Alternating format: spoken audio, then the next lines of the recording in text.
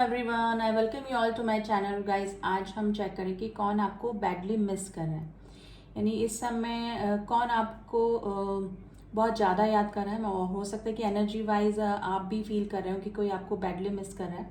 तो जानने की कोशिश करते हैं। तो रीडिंग जनरल है, आप जिस भी पर्सन को दिमाग में रखकर ये रीडिंग देख रहे हैं या फिर कंफ्यूजन की स्थिति में हैं या फिर आप लोग नो कांटेक्ट में हैं, कांटेक्ट में हैं, जो भी है, तो देखने की कोशिश करते हैं कि कौन आपको अभी बैडली मिस कर रहा है, कौन आपके ऑब्सेशन की एनर्जी में बना हुआ है। तो रीडिंग जनरल है गाइस। मैं कैंडल लाइट कर रही हूँ।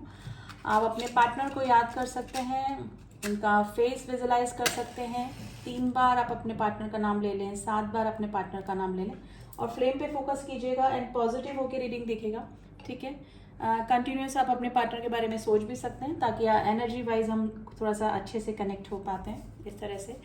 तो फ्लेम पे फोकस कीजिए। वैक्स गिरने लगा। चल लेट्स स्टार्ट द रीडिंग कि कौन अभी आपके ऑब्सेशन की एनर्जी में है, कौन आपको अभी बैडली मिस कर रहा है।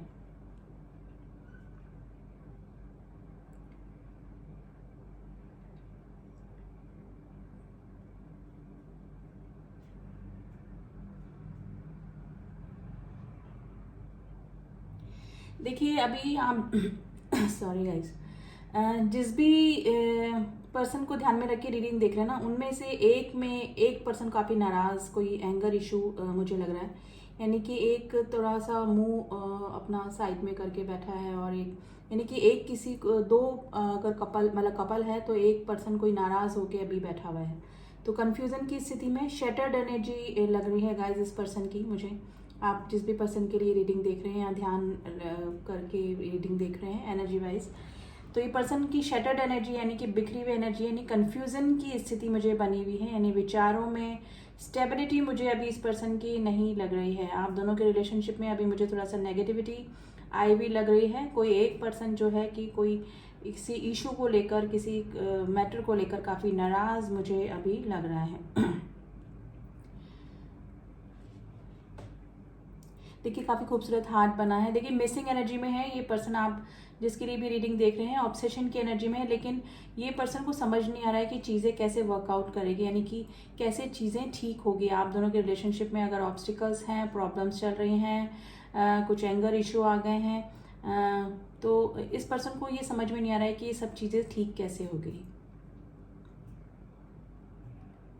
देखिए ये पर्सन या तो किसी मिरेकल का वेट कर रहे हैं कि गॉड की तरफ से, ईश्वर की तरफ से, उस सुप्रीम पावर की तरफ से कोई कुछ मिरेकल हो जाए, वो ही कुछ कर दें।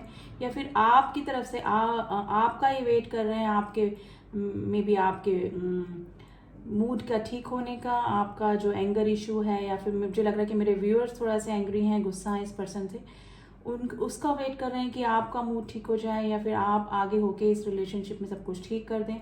तो ये खुद खुद को, इस पर्सन को कुछ नहीं करना है। यानी इनको लग रहा है कि इनके बस की बात नहीं है, आउट ऑफ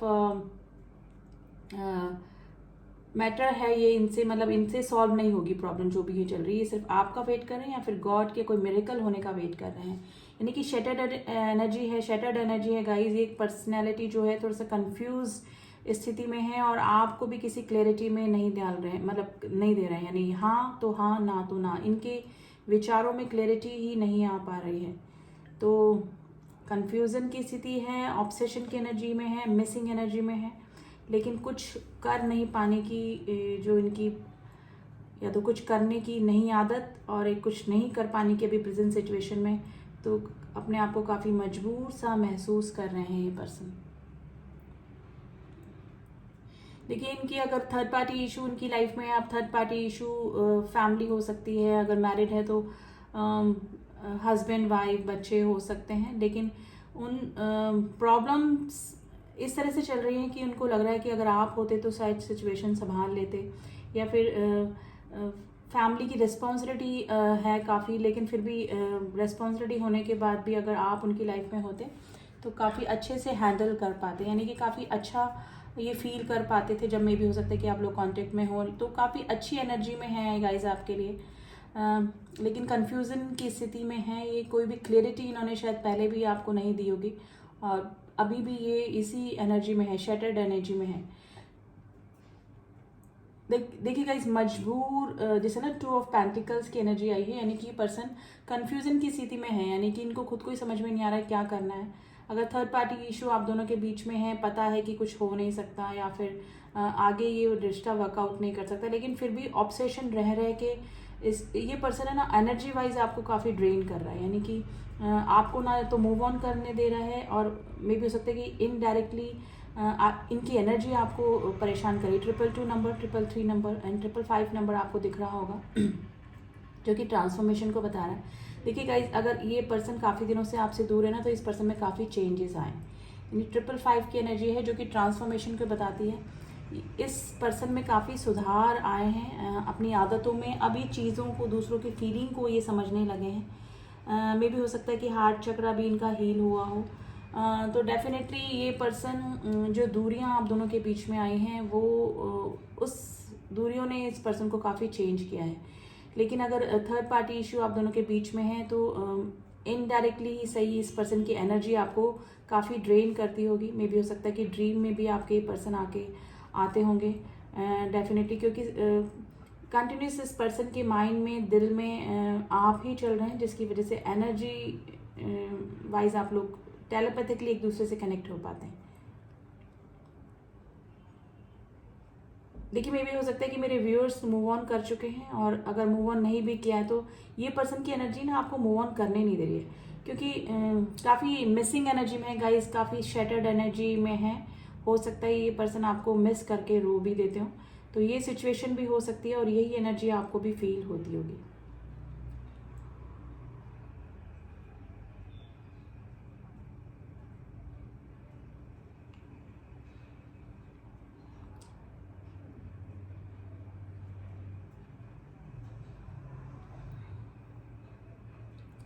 देखिए, हमारा जो क्वेश्चन था कि कौन आपको अभी बैडली मिस कर रहा है, ऐसा कोई पर्सन जो कि किसी डिसीजन तक आपको कभी नहीं पहुंचाया।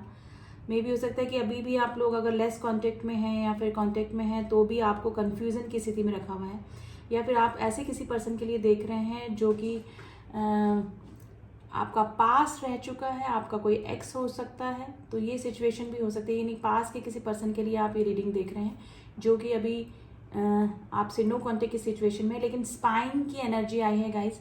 ये पर्सन आपको स्पाई भी करते हैं, और मे भी हो सकता है कि मेरे व्यूअर्स भी जो हैं वो सोशल मीडिया पे इस पर्सन को स्पाई करते हैं, तो एक ये जरिया भी हो सकता है आपको एक दूसरे को देखने का।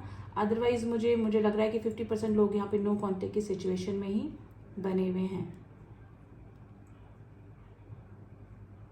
देखिए, स्पेशली अगर ये कोई एक पर्टिकुलर कोई सॉन्ग इस तरह का है जिसको जब भी ये सुनते हैं, तो उस समय स्पेशली आपको काफ़ी मिस करते हैं, यानी कि सारे सीन इनके सामने विजुलाइज होने लगते हैं, सारे पास की एनर्जी, सारा फ्लैशबैक में चला जाता है। तो एक कोई पर्टिकुलर सॉन्ग है जो कि सुनकर ये आपको काफ़ी मिस करते हैं।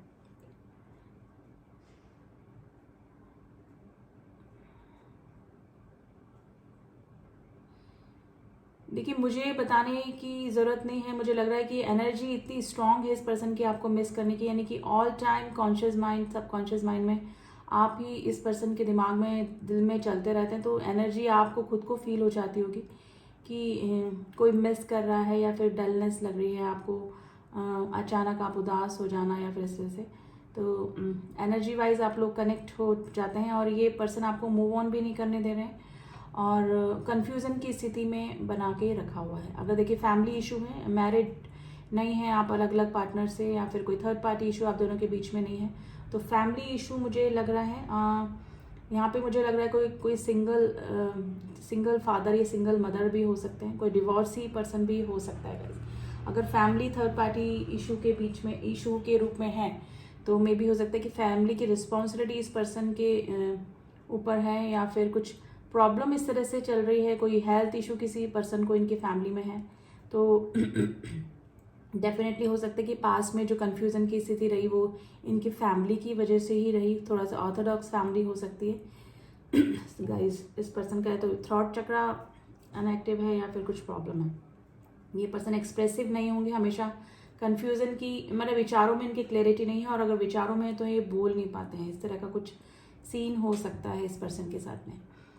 तो गाइस, फैमिली अगर है, परिवार अगर पास्ट में आप दोनों के यूनियन के बीच में आया था, तो ये पर्सन अभी भी थोड़ा सा कंफ्यूजन स्थिति में है, क्योंकि ये परिवार के अगेंस्ट नहीं जा सकते हैं, क्योंकि सोसाइटी कॉन्शियस मुझे लग रहे हैं और थोड़े से ऑर्थोडॉक्स फैमिली ही मुझे लग रही है, जो कि कस्टम्स, रीति रिवाज और इन सबको फॉलो करने वाली हो सकती है।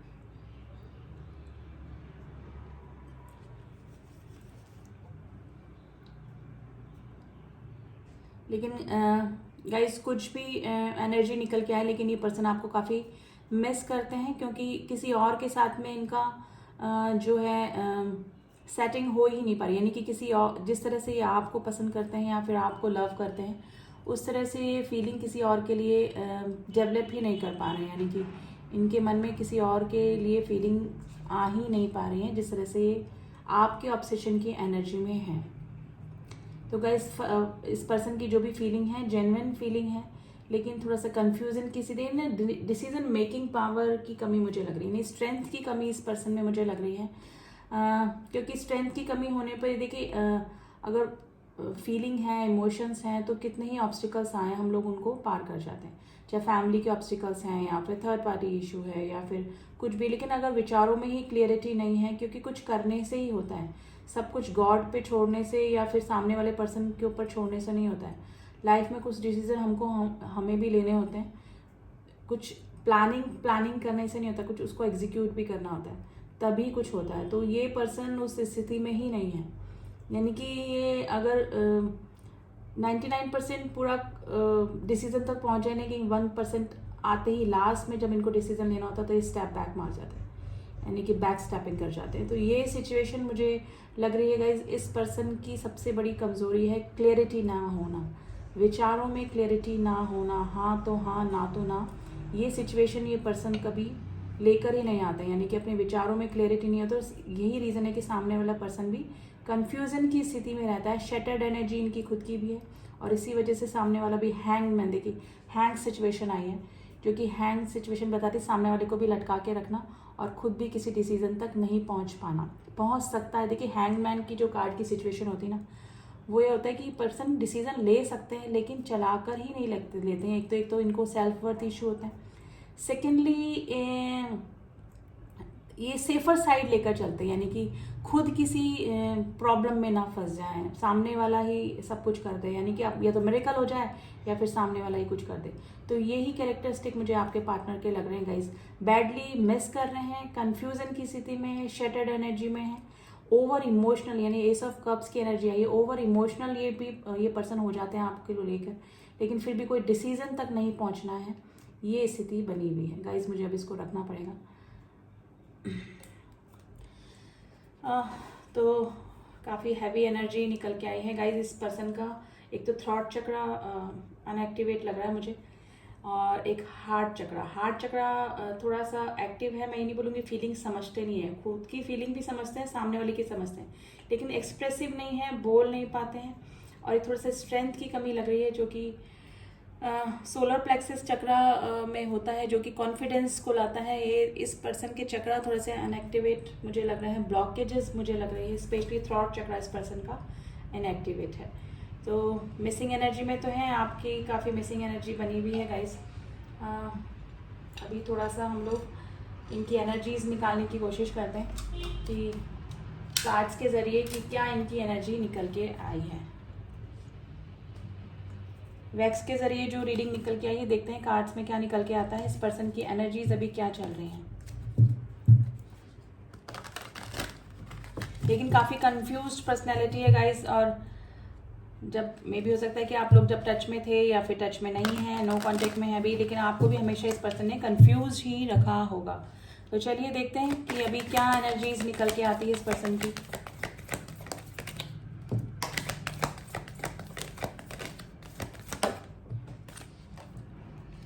देखिए, caring connection and the door to personal healing and the happiness. एक कार्ड और निकालेंगे हम लोग।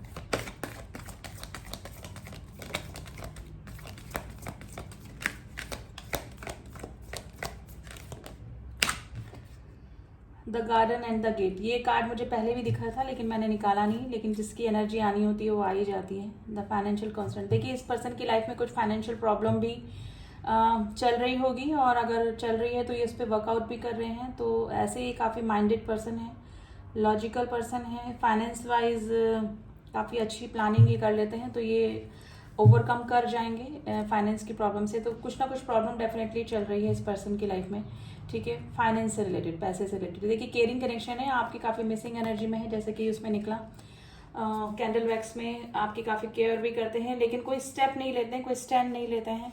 तो ये काफ़ी केयरिंग कनेक्शन हो सकता है, due to personal healing and the happiness. ये अभी जो गैप आप दोनों के बीच में बना हुआ है उसमें काफ़ी हीलिंग इस पर्सन की हुई है, चीज़ों को सोचने समझने की स्ट्रेंथ इस पर्सन में आई है, अपनी हैप्पीनेस को देख रहे हैं। यानी कि पहले ये अपने औरों के बारे में ज़्यादा सोचते थे, लेकिन अभी भी सोच रहे हैं, स्ट्रेंथ की कमी अभी भी है, और अभी भी अगर फैमिली इशू है, थर्ड पार्टी इशू है, तो सोच तो रहे हैं, लेकिन फिर भी अपनी हैप्पीनेस के बारे में भी ये पर्सन सोच रहे हैं। The garden and the gate, इनको लग रहा है कि आपकी और इनकी खुशियों के बीच में एक गेट बना हुआ है जिसको पार करना ज़रूरी है। गेट के इस साइड ये खड़े हुए हैं, उनको पता है कि गार्डन के उस साइड, उस गेट की तरफ खुशियां हैं मेरी, यानी आपकी तरफ इनकी सारी खुशियां हैं। इनको ये भी पता है कि आप ही इनको हील कर सकते हैं, आप ही इनको खुशी दे सकते हैं, आप ही इनको कंप्लीट कर सकते हैं, ठीक है। तो यही चीज़ देख रहे हैं कि आपके और इनके बीच में एक गेट है जिसको कि इनको पार करना ही होगा। इस तरफ उदासी है और गार्डन के उस तरफ आप है और आपके साथ में जुड़ी हुई खुशियाँ हैं, ठीक है। तो ये एनर्जी, सेम एनर्जी निकल के आई है guys. Number 14, number 34 and number 30 and number 13 आपके लिए इंपॉर्टेंट हो सकता है गाइस। अब थोड़े से इनिशियल निकालते हैं हम लोग, जो आपके पार्टनर से रिलेट कर सकते हैं, और कुछ नंबर भी निकालेंगे जो कि आपसे, आपके डेट ऑफ बर्थ या फिर आपके पार्टनर की डेट ऑफ बर्थ हो सकते हैं, ठीक है। तो चलिए इनिशियल निकालते हैं कुछ, एंड कुछ नंबर भी निकालेंगे। तो पहले मैं इनिशियल बताती हूँ। ये आपके पार्टनर का फर्स्ट लेटर यानी कि पहला अक्षर, या फिर आपके नाम का पहला अक्षर हो सकता है। Letter N, letter Y, letter F, letter L, H, G, C, K, N काफ़ी स्ट्रॉन्ग है guys, sorry it's a Z, मैंने आपको एन बताया, इट्स अ जेड, ओके। ये है N. Letter E, letter S, I, M, letter W, letter M 2 बार आया है, it's a very strong number, sorry name initial. Letter T and letter O. ये initial वाले जो हैं ये थोड़ा सा ज़्यादा कनेक्ट करेंगे इस रीडिंग से, लेकिन ये बस सोचिए कि अगर आपका इनिशियल नहीं निकला है तो ये रीडिंग आपकी नहीं। अगर एनर्जी वाइज आप कनेक्ट हो गए इस रीडिंग से तो डेफिनेटली कुछ ना कुछ मैसेजेस आपके लिए भी हैं इस रीडिंग। देखिए कंप्लीटली तो मैच नहीं करती है, 100% मैच नहीं करती है, क्योंकि काफ़ी सारे व्यूअर्स होते हैं जो इस रीडिंग को देखते हैं और सभी की एनर्जी, सभी के पार्टनर्स की एनर्जी होती है, लेकिन फिर भी अगर कनेक्ट हुए हैं तो 80-85% की रीडिंग मैच कर जाती है आपसे। Number 3, number 14, number 19, number 15, number 8, number 6, number 2 and number 16। वापस से आया 16 नहीं, 16 एक ही बार आया, ठीक है। तो ये नंबर हैं और ये कुछ इनिशियल हैं जो आपसे रेजोनेट कर सकते हैं। तो गाइस पॉजिटिव रीडिंग तो है कि आपके पार्टनर में स्ट्रेंथ आ जाए तो आपको क्लियरिटी दे दें, उनके खुद को विचारों में क्लियरिटी आ जाए तो वो आपको भी क्लियरिटी दे पाए। तो अगर उनमें स्ट्रेंथ आ जाएगी तो डेफिनेटली वो आपकी तरफ कोई एक्शन भी ले लेंगे और आपको किसी कंफ्यूजन की स्थिति से भी निकाल देंगे। और अगर आप किसी अपने एक्स के लिए या फिर अपने किसी पास पर्सन के लिए देख रहे हैं तो डेफिनेटली वो पर्सन आपकी काफ़ी मिसिंग एनर्जी में है, क्योंकि हो सकता है कि मे बी उन्होंने ही मूव ऑन किया हो या फिर जो भी प्रॉब्लम्स आई हो उन्हीं की वजह से आई हो, तो अब उनको अपनी गलती का भी एहसास हुआ है। और जो गैप आप दोनों के बीच में आया है वो उस पर्सन को काफ़ी ट्रांसफॉर्म किया है, यानी काफ़ी चेंजेस उस पर्सन में आ चुके हैं अभी तक, यानी कि तब से लेकर अब तक। तो आई थिंक आपको थोड़ा तो क्लियर हुआ होगा कि कौन आपको अभी बैडली मिस कर रहा है, क्योंकि एनर्जी वाइज भी आप लोग कनेक्टेड मुझे लग रहे हैं, क्योंकि ये पर्सन काफ़ी ऑब्सेशन की एनर्जी में है, काफ़ी बैडली आपको मिस कर रहे हैं। तो ये थी रीडिंग गाइस, रीडिंग अच्छी पॉजिटिव रीडिंग है, आप क्लेम कर सकते हैं इस रीडिंग को। जिससे भी मैच हुई है आप मुझे बता सकते हैं कमेंट बॉक्स में कमेंट करके। एंड जो न्यू व्यूअर्स हैं please do subscribe my channel अगर मेरी रीडिंग्स आपको पसंद आती हैं। एंड जिन्होंने भी किया हुआ है मेरे सब्सक्राइबर, उनका दिल से थैंक यू। मिलती हूँ आपसे नेक्स्ट रीडिंग में, तब तक के लिए ओम साई राम, ओम नमः शिवाय।